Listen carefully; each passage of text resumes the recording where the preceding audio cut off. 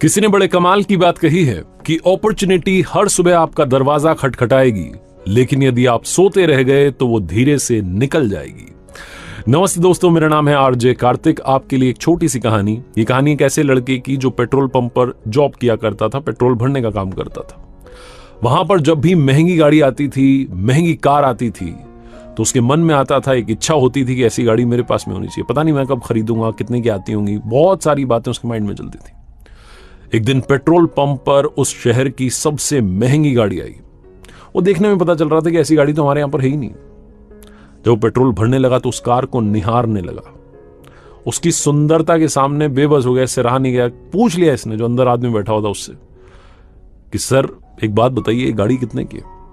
जो कार का मालिक था उसने बोला कि 80 लाख की गाड़ी है।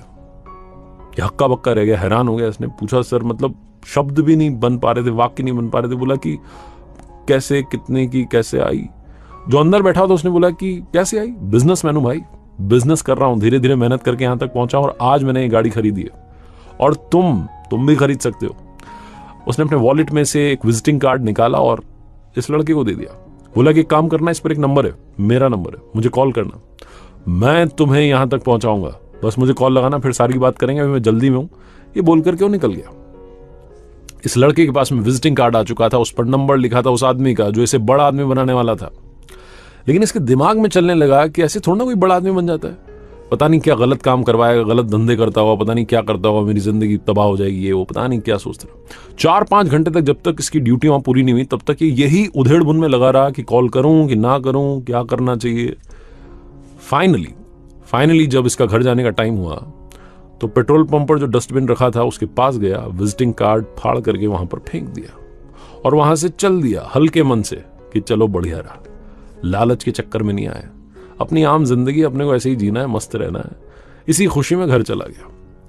अगले दिन फिर से आया, फिर से महंगी गाड़ी आने लगी। वो सपना तो माइंड में था कि मुझे महंगी कार खरीदनी है, लेकिन अब पूरा कैसे होगा? मौका तो आया था, वो चला गया। इसने समझ लिया कि अपने बस की बात नहीं, अपन छोड़ो, अपन मस्त रहो, यहां पे नौकरी करने। 2 साल, 3 साल, 4 साल, 5 साल बाद में उस पेट्रोल पंप पर वैसी ही एक और महंगी गाड़ी आई। लेकिन उस महंगी कार में अब की बार दूसरा आदमी बैठा था, जिसने कहा भैया पेट्रोल भर दो।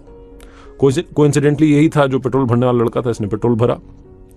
पेट्रोल भरने के बाद में आदमी जब पैसे देने लगा तो फिर से ये वाक्य नहीं बना पा रहा था, इसके शब्द नहीं आ पा रहे थे। इसने वही पूछा कि कैसे, गाड़ी, क्यों, क्या? जो अंदर बैठा था हंसने लगा। उसने बोला, भाई भूल गए क्या?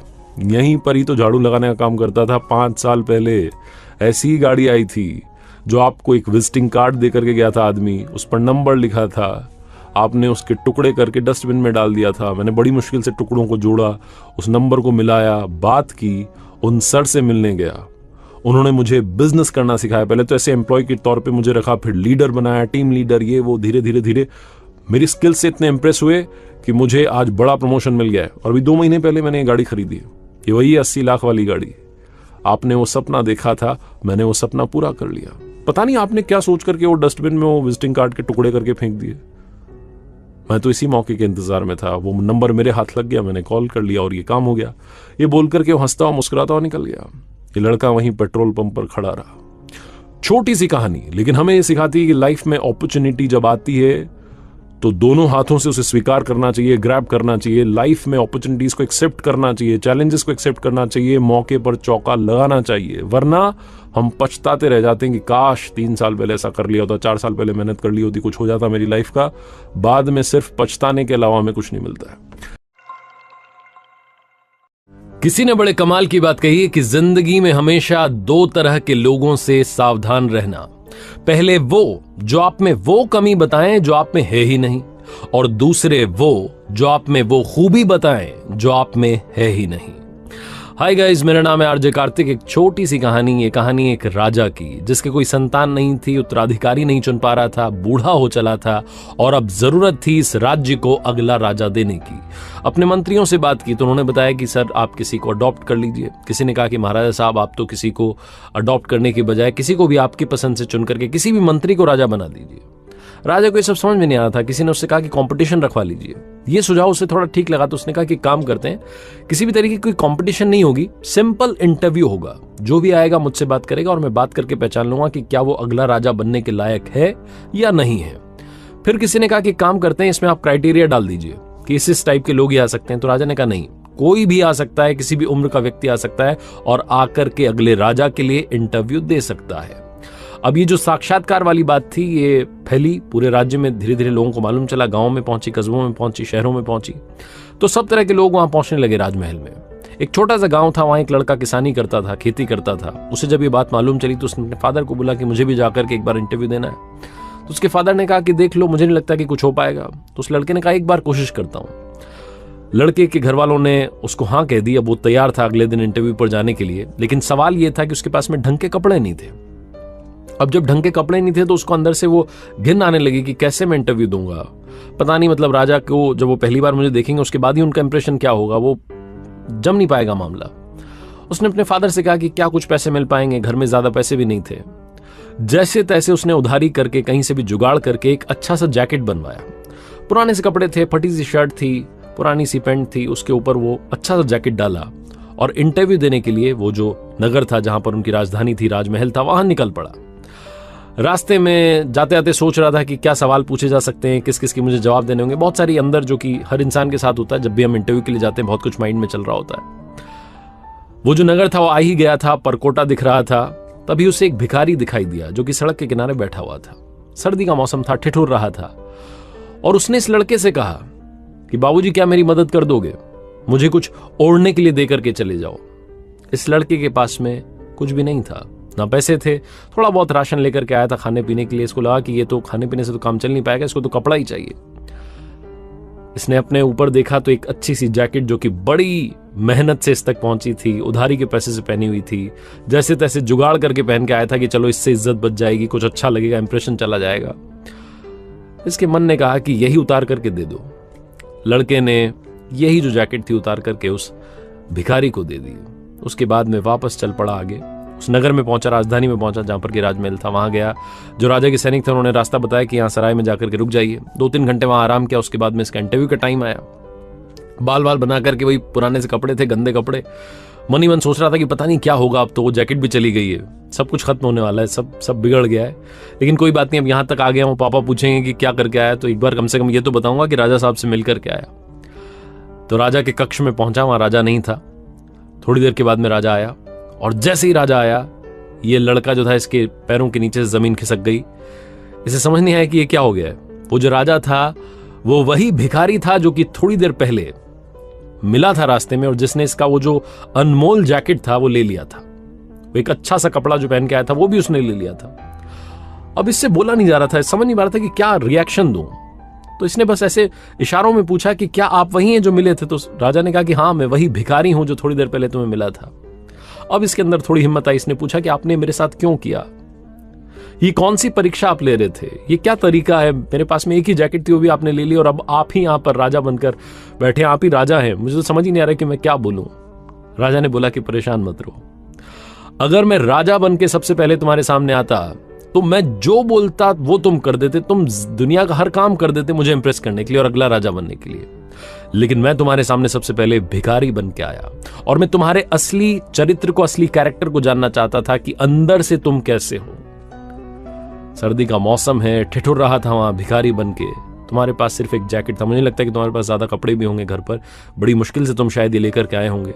सबसे पहले तो ये जैकेट अपना वापस लो, और अब से तुम इस राज्य के अगले राजा हो। तो उस लड़के ने बोला कि आपने तो मुझसे कुछ पूछा भी नहीं, ये कौन सा तरीका हो अगला राजा अनाउंस करने का। तो राजा ने कहा कि मुझे सब समझ आ गया है। जो इंसान दिल से अच्छा होता है, जो बिना किसी स्वार्थ के दूसरे की मदद कर देता है, रिटर्न में जिसको कुछ नहीं चाहिए, और जो अपने पास नहीं है उसके बाद में भी सामने वाले की मदद करने के लिए तैयार हो जाता है, वही इंसान सबसे अच्छा इंसान होता है। इसीलिए मुझे राज्य के लिए ऐसे राजा की तलाश थी जो सबसे पहले अच्छा इंसान हो। इसीलिए मैंने कोई एज, कोई ग्रुप, कोई भी क्राइटेरिया नहीं लगाया था।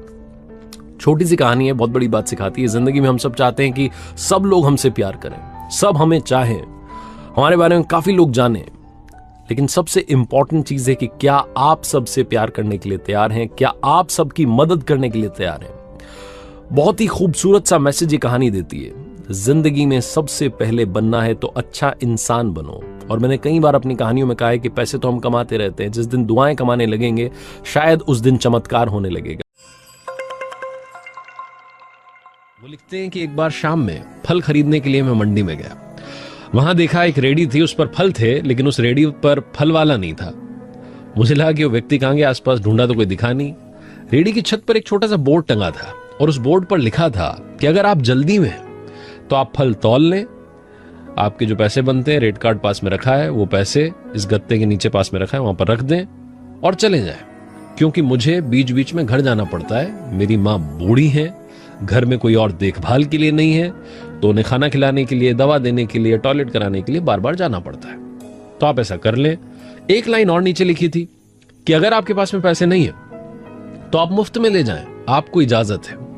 कि पढ़ने के बाद में मुझे लगा कि ये कौन हो सकता है जिसने आज के जमाने में इतना विश्वास लोगों पर कर लिया। फिर भी मैंने आसपास देखा, कोई मिला नहीं था, तो मैंने प्राइस लिस्ट में से देखा भाई किसका कितना प्राइस था। 2 किलो एप्पल ले लिए, 1 डजन केले ले लिए। जो पैसे बनते थे वो जो गत्ता रखा था वहां पर, उसके नीचे रखे, तो वहां पर देखा पहले से पैसे भी रखे हुए थे। 100 रुपए का नोट था, 10-10 के, 20-20 के नोट रखे हुए थे, 50 के नोट थे। तो मुझे लगा कि हाँ भैया, लोग जो हैं ये कर तो रहे। शाम में मैं अपने घर आ गया, आकर के खाना वाना बनाया, खाना खा करके मैं घूमने के लिए फिर से निकला रात में। तो रेडी वाला मुझे दिख गया। वो एक व्यक्ति जो था धक्का लगाते उसको ले जा रहा था, कमजोर सा था, फटे पुराने कपड़े पहने हुए थे। मैंने आवाज दी तो उसने कहा, बाबू साहब अब फल नहीं है, आप कल आइएगा।